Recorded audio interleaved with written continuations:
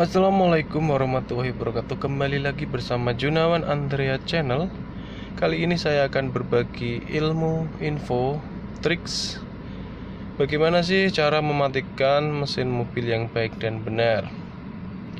Oke, jadi barusan saya habis dari pasar dan ini sudah berhenti di depan rumah.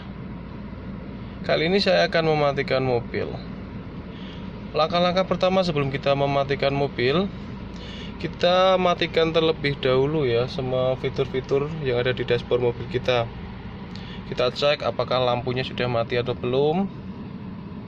Karena jika kita lupa mematikan lampu seperti ini, meskipun kunci sudah kita lepas, itu lampu mobil akan tetap nyala teman-teman. Jadi harus hati-hati ya. Kita pastikan benar-benar mati. Kemudian kita pastikan spion kita lipat seperti ini. Kita tekan tombol lipat di bawah ini, kita lipat. Setelah itu kita matikan AC. Caranya seperti ini, mati.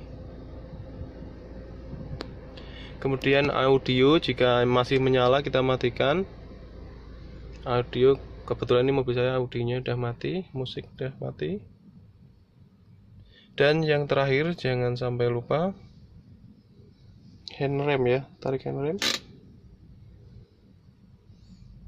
ya.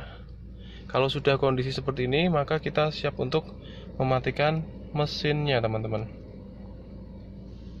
Nah, kuncinya sebelah sini.